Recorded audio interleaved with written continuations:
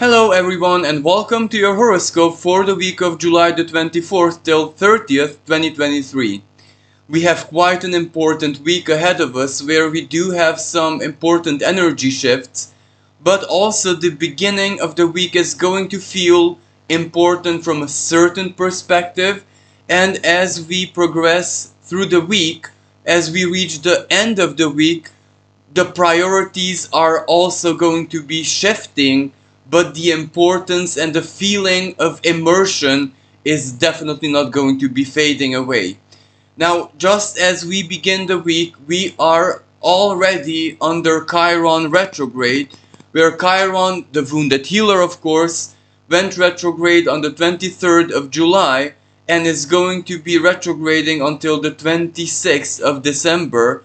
So, quite an important energy where the healing and also the wounding is turning inwards. And it is also in the passionate and sometimes quite aggressive, assertive, let's say, sign of Aries.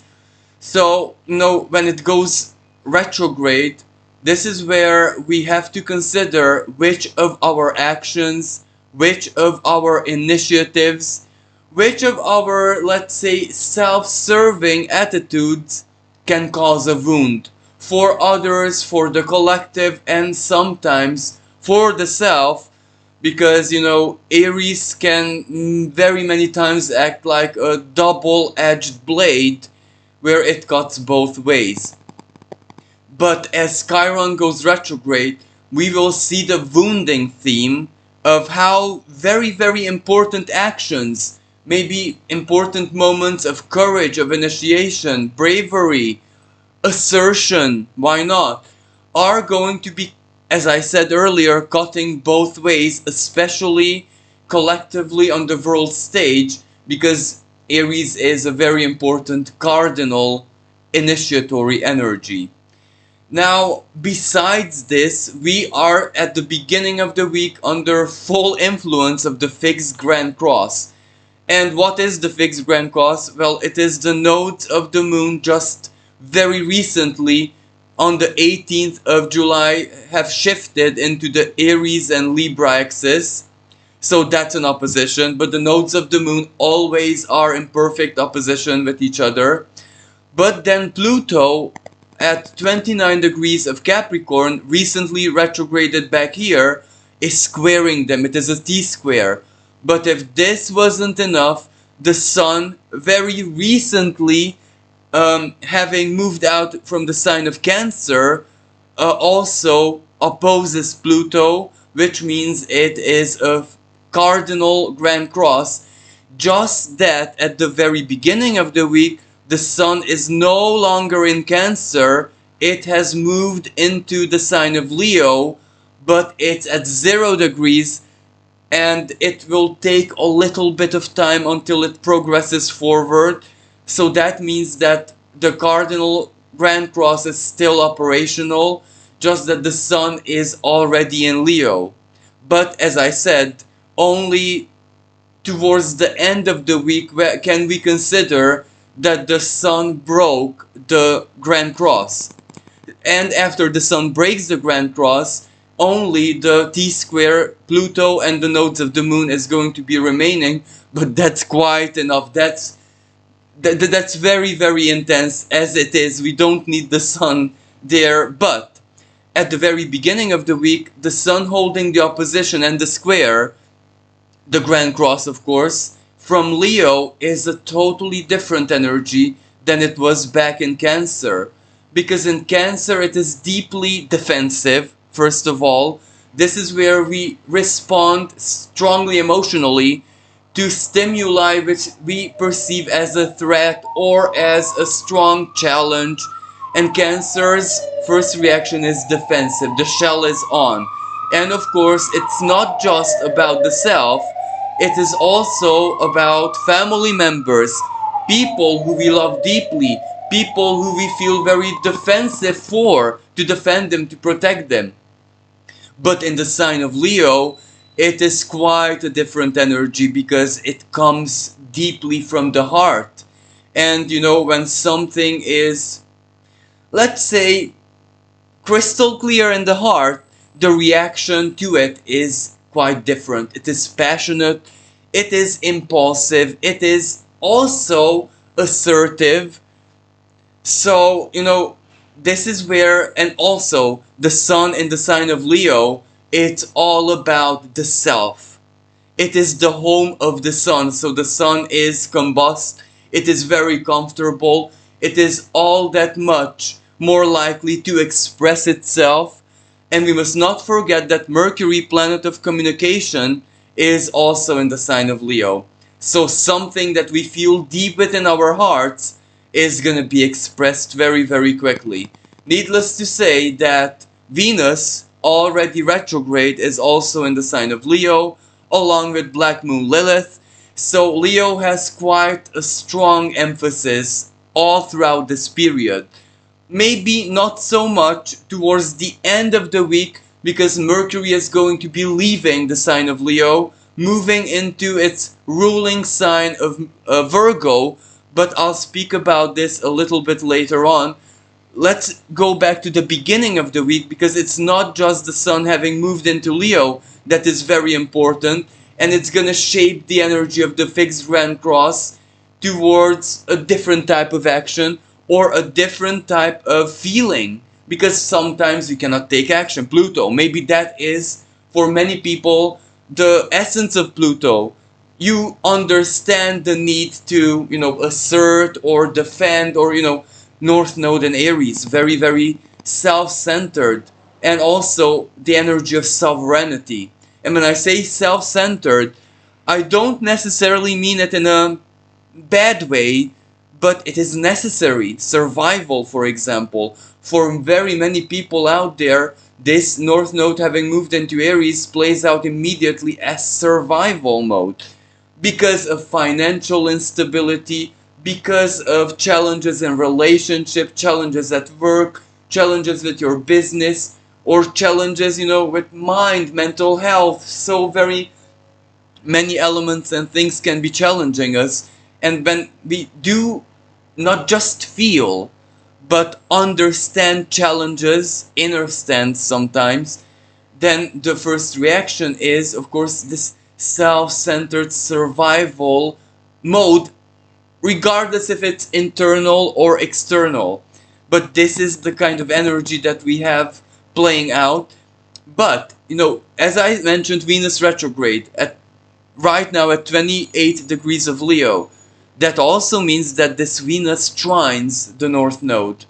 So Venus is all about feelings, all about desires, what we need, what the heart needs, what our joy needs, what our pleasure needs, what our Leo specific energies need. It's all about the need, desire, want, etc. And Venus trining this North Node, well, this means that we feel it that much stronger. The need to progress, the need to initiate, the need to, let's say, get out of scarcity or whatever may be challenging us immediately, even if it's something just emotional, psychological, social, friends, family, it doesn't matter what it is. We feel the need to emphasize or embody this North Node in Aries wherever it is in our chart that much stronger. But it's not just about this North Node, it's also about Venus, because Venus retrograde has started. So this is where the big themes are already setting up in our lives. Especially that the yacht formation that I have been speaking about in previous horoscopes, where the finger of God, the yod, two quincunxes in conjunctions, one Neptune from Pisces, the other is Pluto from Capricorn, both retrograde, are pointing at Venus, also retrograde. And the fact that all of these planets in this yacht formation are retrograde is very important, because their internal energies, their symbolism is more internalized than ever before, which means we have to process it. And whatever affects, especially yacht formation, fated events, and sometimes when I say fated events, They don't necessarily have to start externally. Sometimes it is a fated feeling, a fated mood that we cannot shake off, that doesn't go away. It comes, Neptune, from our dreams, from the unconscious, hormonally, why not? And then Pluto, Capricorn. Uh, for example, Pluto in the sign of Capricorn can symbolize communication or anything like that, interaction with an authority figure, for example. And when I say authority figure, it can of course be father, someone who you deeply look up to, your boss at work, your superior, but it can also be institution. It can also be the state. It can also be something much larger than the state. Let's say an example in my culture, the European Union, something which is even above the country, so to speak, the country's laws, the country's rules, especially in my country. Anyway, so whatever that Pluto represents for us, well, it points to that Venus, how we feel about it. How do the effects of that authority figure or element or symbol make us feel? And what does this mean for us in the larger sense, in the bigger picture, so to speak? So all of these things should be considered under this Venus retrograde, because this is how the theme is being set up. Now later on in the week, Mercury joins Venus, so the yacht formation, the finger of God, is going to be pointing not just at Venus, but Venus conjunct Mercury. Mercury being very important here because it brings us the understanding. It brings us the Pluto quincunx Mercury, the self-psychoanalysis, where we understand the heart, where we understand our feelings from a totally different perspective, where Venus in Leo is just heart, energy, deep feeling, but with Mercury it's also the mind, where we can truly process it. And this yacht formation, because as I said, it's so internal, when Mercury joins it, we can see the situation even from an external perspective. Now, we may not be totally detached from it, because detachment and Leo don't work together very, as in they do, but it's hard to get there. But this Mercury gives us a lift, where even if we are not totally detached, we can still get glimpses of how our situation may look from the outside. For example, relevant communication, speech, and let's get to Mercury now at the beginning of the week, because Mercury also does something very important. At the very beginning of the week, so the 24th, Mercury in Leo is conjunct Black Moon Lilith. So this is where we understand our urges, we understand our heart's want, need, desire, even that which is a little bit Black Moon Lilith obsessive, but we understand. And when we understand our obsessive tendencies, and of course with Black Moon Lilith, replace obsessive with other words. For example, envy. But envy is not specific to Leo energy, but Black Moon Lilith, may cause this nuance to be felt like that, because Leo can also represent the light that others also shine on us. And we may think, well, I have the same strength, creativity, passions, insert here whatever Leo traits you want, as another person. Why is that person doing that much better than me? And this is like a kind of envy energy, because envy as it is more specific to Scorpio, especially when either Moon or Venus are in the sign of Scorpio. That's the most toxic kind of envy. But envy is still envy.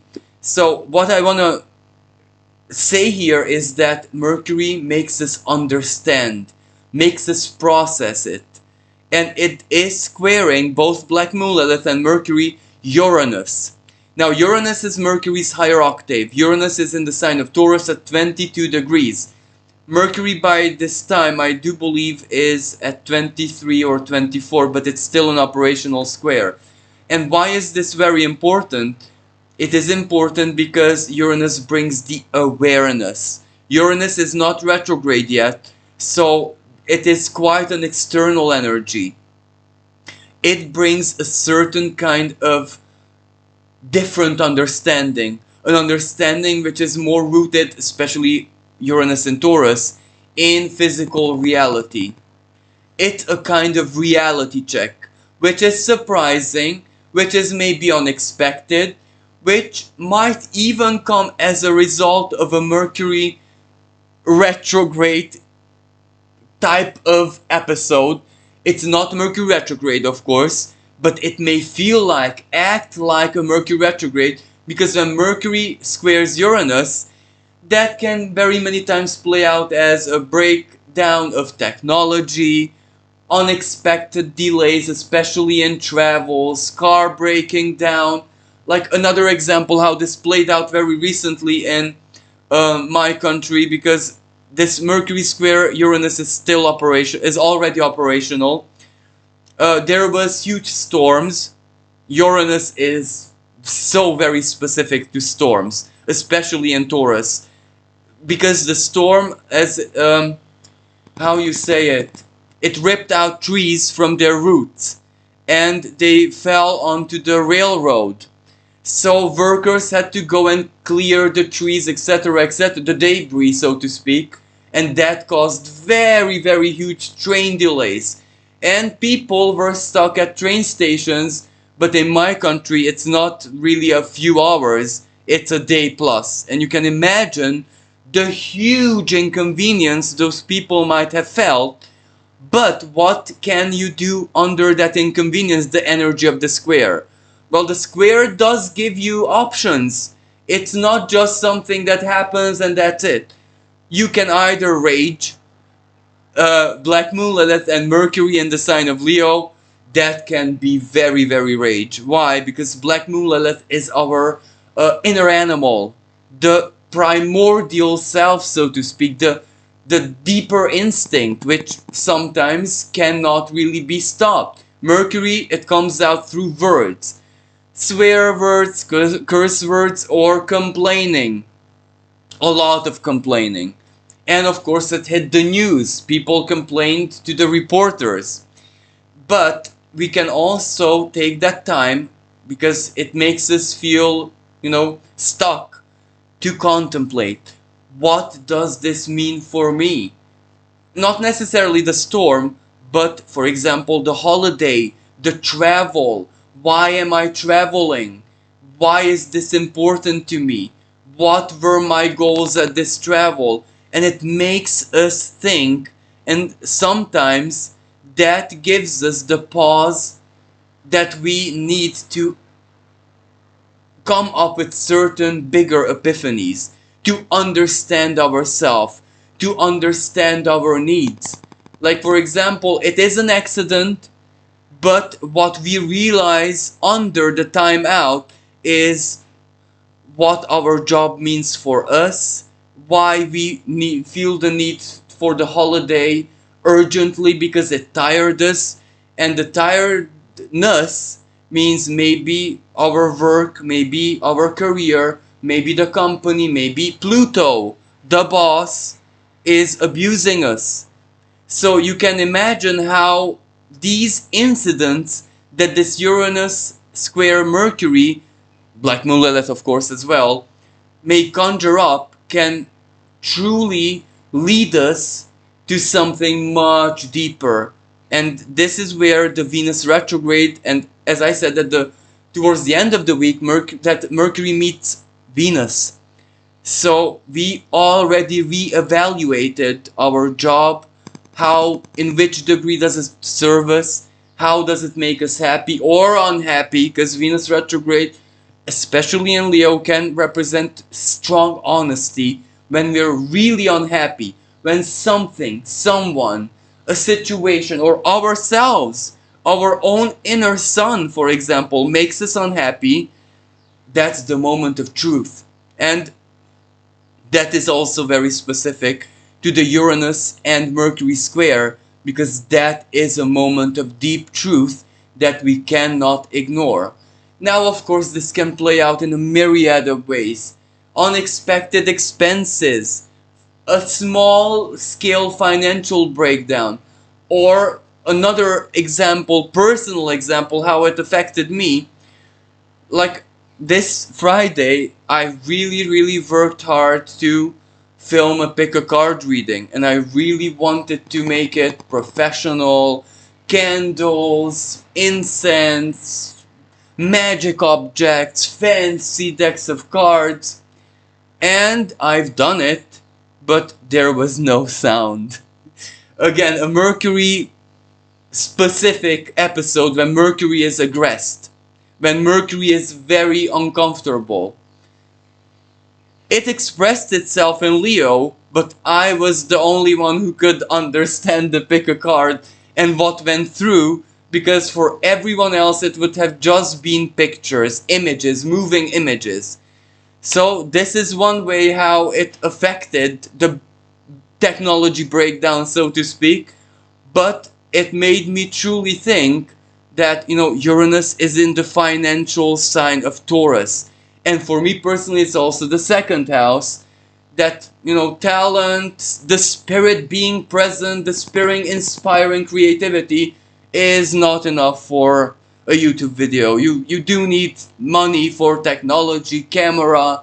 You cannot bypass these things. And cheap, well, ultimately, when you use cheap stuff or improvise stuff, whenever Mercury is in a bad aspect or retrograde, you will suffer for it. You will pay for it in a different way. And yes, I did pay for it with my work, my time, with ambition, and of course with the passion I invested into it. It went away, but it taught me a very valuable lesson that I would have, because of my stubbornness, would have not really contemplated if there wouldn't have been an incident which really was salt on wound. So this is how it may play out in our lives, especially at the beginning of the week. There is, the option to truly look at whatever inconvenience this may cause as salt and wound, or it might send us to look at the deeper truth in our lives. Now, last but not least, this with Uranus, planet of rebellion, spontaneity, and as I said, sometimes rage. Uranus is linked with the French Revolution. So, you know what I mean? Sudden disruption. So this may lead to angry words. This may lead to angry communication. Let's not forget that Leo is fire energy. Highly combustive, passionate, fiery energy. So explosive words, or the way we express ourselves, may express our truth very crystal clear, but Chiron, remember Chiron? It may also wound. It may also produce side effects that it may take us even greater energy to repair afterwards. Apologies and to fix something bad that we have done, emotionally speaking, is also a potential specific of a Venus retrograde in Leo. We might need to heal the heart of someone who we wounded ourselves. So the advice here is really be careful. I cannot say under this energy think before you speak, because Black Moon Lilith, very impulsive. But try to have at least a tiny bit of compassion and empathy before you express yourself. Now, also at the beginning of the week, Mars is opposing Pallas Athena.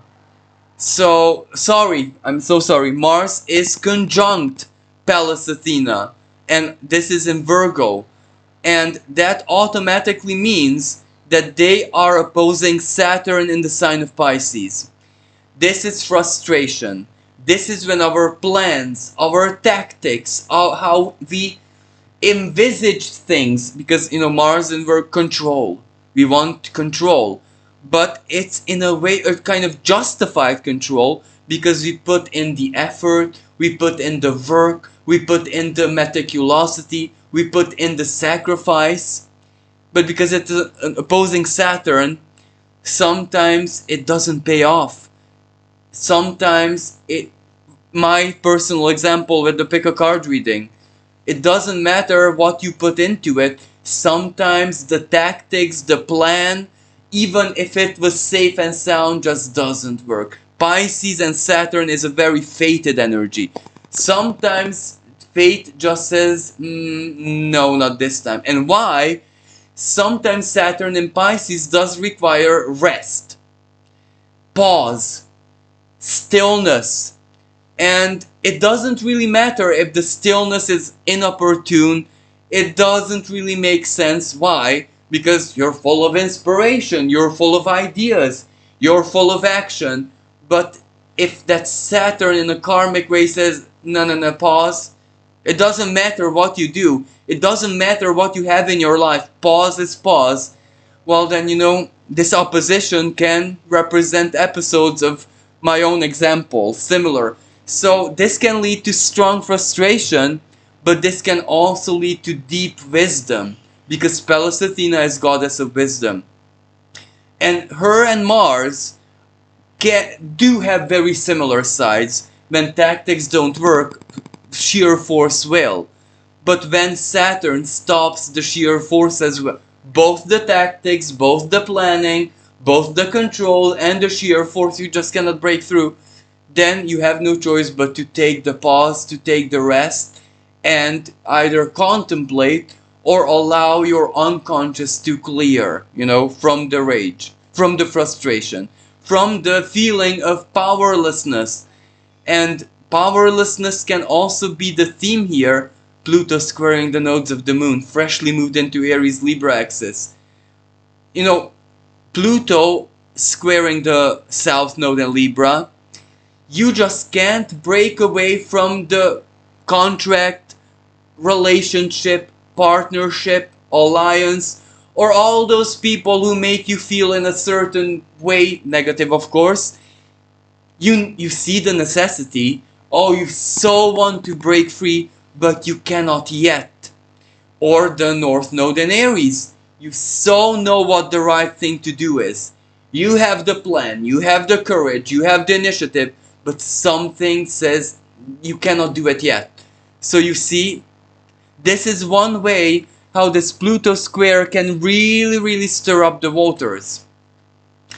But moving on to especially before I move on, I also want to mention some minor energies that are at play, which can truly make a lot of difference.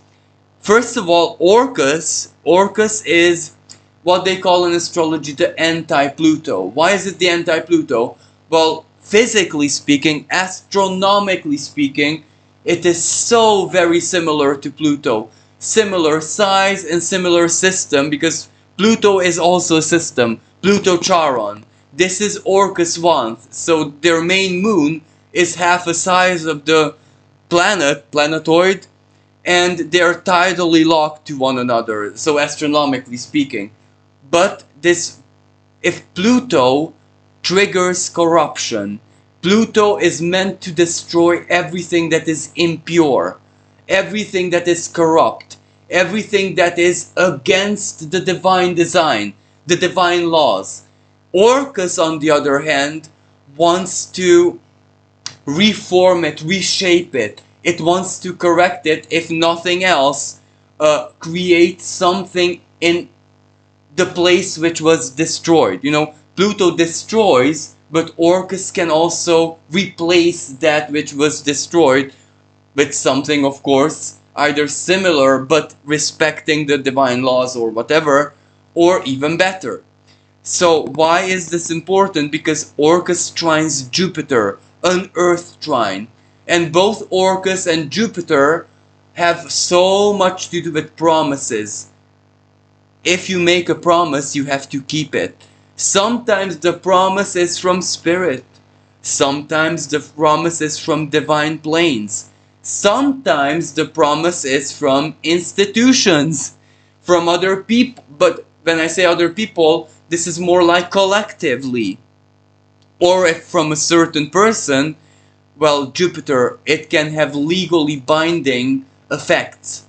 So this energy represents that something, someone may keep their promise, or that which is just, that which is legal. And with Orcus, it's not really earthly law, it's divine law. With Jupiter, it's more earthly law, especially because it's in the sign of Taurus. So this is a blessing. This is really, really good news because, for example, Jupiter is also the planet which makes prophecies fulfill themselves.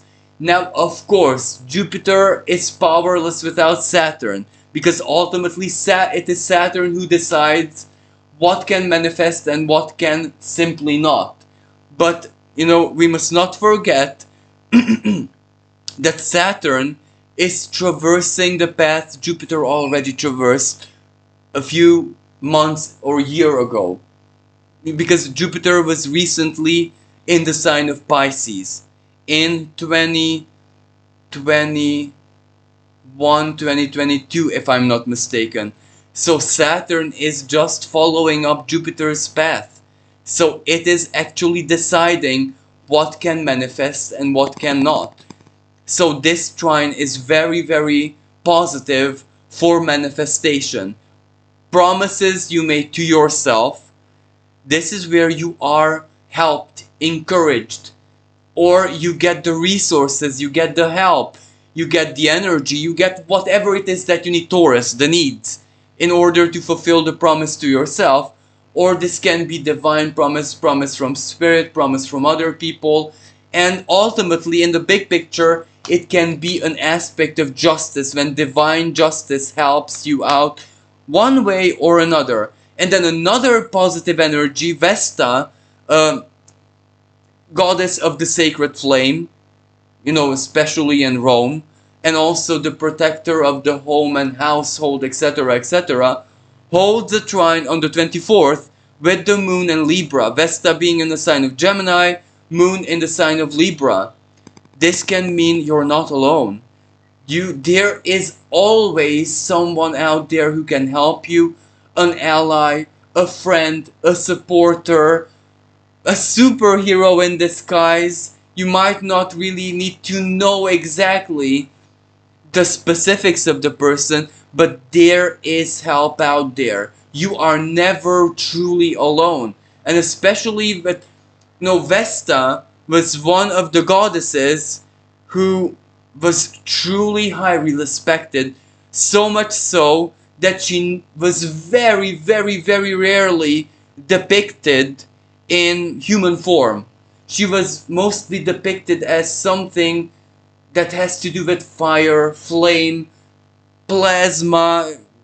Of course, the ancient civilization didn't exactly know what plasma is, but many times she was just formless. She was a strong perma-presence, if that makes sense. So you can imagine that means that sometimes she's just in spirit, and she is very, very powerful in the protective sense. She protected Rome for a lot of, years, so to speak, actually hundreds of years, maybe even more. Who am I to judge? Because, what is truly history? How can we trust the classic history? So let's just agree upon that Vesta did protect Rome for very many years, very many cycles, and through spirit mostly. That's why the Vestals had to remain pure and virgin. And there were even legends when a Vestal actually became pregnant, but from the sacred fire, from spirit, from some kind of deity, and not the classic way. Let's say it like that. So this is quite a really, even if it's a minor power player, Vesta, it can still make Moon make us feel not alone. Something is out there helping us, even if it's just spirit. Or, my personal example, it can be someone, a YouTuber, through a pick a card reading, who can, Libra the ambassador, show you that you're truly not alone if your situation is known by the spirit in a mysterious or synchronistic way. Now let's truly move on to the rest of the week, where on the 27th, as I said, this Mercury is conjuncting a Venus. Understanding, communication, understanding what the larger Venus retrograde is designed to mean for us in our lives, in our hearts, wherever this falls in your chart. And speaking of your chart, where is this Venus retrograde taking place? And also, where is Taurus and Libra in your chart? Because Venus rules both of these signs. So this Venus retrograde doesn't just speak about the sign she is in, she also speaks about where Taurus is and Libra is for you personally. And with the yacht formation, because that's also very important, where is this Pisces, especially Neptune, 27 of Pisces and 29, 28 of Capricorn in your chart? Because those are the 2 degrees pointing at Venus. So yes, this is quite complex, but Venus retrograde may link all of these areas of our lives together, where it is us, especially with Mercury, having to understand the bigger picture, what it says for us on a larger scale. Does it speak about our friendships, our social connections? Who is it, what is it that we have to leave behind? And sometimes it's not a person. It is our own personal attitude. And if we change attitude, if we change value, if we change self-worth, people will leave our lives on their own accord. We don't have to initiate conflict and stuff like that. The values will not resonate, and they will just leave. Other times, the connections that are no longer valuable in our lives. Why? Because we changed our values, not just in the heart, Mercury, in the mind. We understand why it's important, or as I said, a moment of deep self psychoanalysis. Pluto quincunx Mercury and Venus, of course. We understand. So connections just fade away. They die out. They become silent for good. Other times, however, of course, we might need to take action. We might need to speak our truth. A South Node in Libra, from now in the next 18 months, yes, certain connections will terminate. We have to leave the past behind. And when I say we have to leave the past behind, again, going back to the previous example, sometimes it's not really terminating a relationship, but terminating an attitude, leaving the feeling, leaving the modus operandi, leaving the specifics of the past behind. And this is where, if it's, for example, a long-term relationship, it can play out as breaking up the relationship, but it can also play out as you and your partner leaving the attitude of the past, the modus operandi of the past, the modus vivendi of the past behind. And this is where both you and your partner behave in a different way, have different values, have different mindset. So both of you are different. So that is a very, very good and serene and harmonious example as you enact the South Node in Libra, and then we go to the North Node. That leaves a fresh perspective on new goals, everything that you need to accomplish, not necessarily alone, but together. Because, Aries, depending on which area of life it is, it can also mean an alliance. For example, Aries 11th house. Your initiative is to find alliances or to make an alliance work in a different way, in a new way, or to reboot it, restart it on a fresh and new page in both of your lives. But going back to this Mercury conjunct Venus, well, this is the moment when both Mercury and Venus are trining the North Node, a fire trine. And if we want to complicate things a little bit, then we can also include the galactic center at 27 degrees of Sagittarius, making it a grand fire trine. Now, the way this galactic center can play out is that something comes from the divine, from the heart of the galaxy. Or in Sagittarius, it can come from international space. It can come from how justice or laws are changing externally, of course. Like, for example, many times human laws have to respect how the divine laws are evolving. You know what I mean? And the example I give you, the European Union or United Nations, or, with the North Node in Aries, collectively speaking, the wars that are ongoing, on the conflicts, the wars, the rebellion, the uprising. For example, what's going on in France.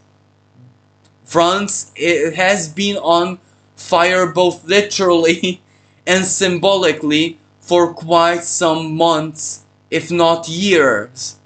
Because Aries, goddess of discord, is already activated by Pluto square. But this also means that Mercury and even Venus is trining Aries. That means rebellion. That means uprising. That means sovereignty. That means not being able to accept someone having authority over you in a deeply dictatorial way. This is where dictatorship is strongly opposed and challenged. So this is how this energy, without a shadow of a doubt, is going to play out on the world stage. This strong rebellion, uprising, civil war. But this is exaggerated, what I'm saying. But as a key word, it is part of the astrology. It's possible. This is very likely to flare up. Just like the heat waves that are washing across Europe, at least, and even other parts of the world. Yes, it's under heat, it's in the cooker, you know what I mean? But going back to the grand trine, because divine laws point to a certain things, human laws also have to accept that. And chances are with this fire trine, well, authorities are not silly. They know when the situation is of such that if they do not make compromises, they do not allow the wills of the people to execute, even though if from their, so the authorities or politicians or whatnot perspective, it's inopportune, it's silly, the collective, let's say, is unwise from their perspective. It doesn't matter anymore because they know when the situation is almost out of control. Let's hope this is the way it plays out. But on the other hand, we must not forget Pluto squaring the nodes of the moon. Sometimes it's the other side of the spectrum. Militaristic energy, assertive energy. This is where it's a no-no. They will exert their own vision, their own perspective, their own sense of how the laws should be looking like. And also, Mars conjunct, especially towards the very end of the week, Orcus, dwarf planet Orcus that I have mentioned earlier. That is all about what happened under the COVID. Virgo is a medical sign. everything that has to do with medicine, healthcare, doctors, nurses, medical research, microbiology, that is also very much Virgo. Mars conjunct Orcus, and as I said at the beginning of the week, they oppose Saturn. Mars opposes Saturn. Saturn in Pisces is also immune system, the past, medical institution, what has been going on. Then Orcus trining Jupiter, the laws. Everything that authorities enforced on people under COVID, you know what I mean? So there is going to be a lot of debate and flare up about that. And you know, Virgo is also the sign of discrimination. Mars conjunct Orcus, this is where who was discriminated. If they were discriminated, they are entitled to compensation. And of course, Mars and Orcus, someone has to pay for the damages, for the suffering, for the losses, for the discrimination, etc., etc. So this energy is very, very, very volatile. But the good side of it is that the first priority is to repair it, to fix it, to make it feel right, to make it justified. So, and especially with the Grand Fire Trine, with the Galactic Center involved in this, maybe justice can show up in a very favorable way where the assertion, the violence, the strife is no longer necessary. And on the 29th of July, Mercury finally leaves the sign of Leo and it enters its home sign of Virgo. According to Plato, Mercury is in its nighttime expression in Virgo. It is not as outgoing, it is not as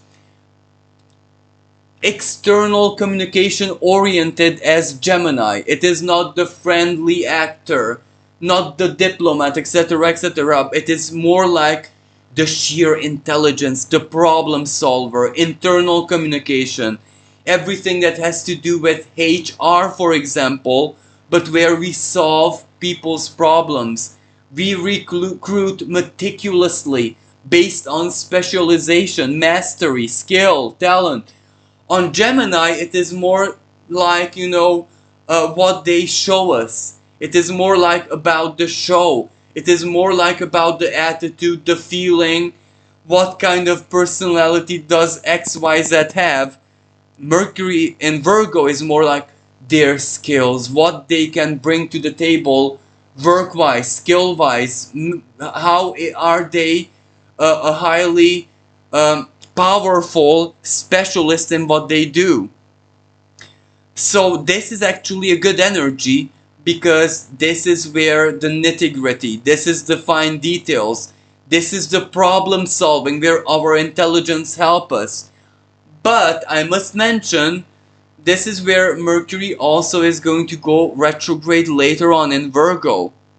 So whatever it is that we think, we do, the nitty-gritty, the small details, how the plan is coming together, what we think, etc., etc., let's not set it in stone, because when it's Mercury retrograde, we might have to go back on it, redo it, rethink it, etc., etc. But it's still a cerebral energy, a positive energy, a problem-solving energy, so it's quite good. Also at the very end of the week, the Sun holds a quincunx with Saturn, but that also means that the Sun is already out of the cardinal Grand Cross energy. You know, it's, you know, quite comfortably in its home sign of Leo. But quincunx Saturn, you know, a quincunx links together two areas of life which has apparently nothing to do with each other. A Saturn in Pisces, the past, karma, the unconscious. Exactly the unconscious. The Sun in Leo, what the heart wants. Saturn in Pisces, what the unconscious can permit, can allow, or what duties we have to ourselves. You know, that might break up our small siesta with the Sun in Leo. But this year, I'm so sorry to say, it might not really feel like a siesta because of Venus retrograde, and of course the nodes of the moon, because there will come a moment when the sun trines the north node in Aries. Now a trine is a blessing, of course, but Aries is so strongly action oriented, and the north node is so important individually speaking, that we might choose work and strength over siesta. Of course, if we owe a siesta to the self, that's a totally different kind of expression. So, how it plays out in your chart, in your personal situation. But also, another really, really, really good energy is that Mars in the sign of Virgo trines Jupiter. It's not exact yet this week, but Mars trine Jupiter, Earth trine, money can come in. The problem somehow is getting solved.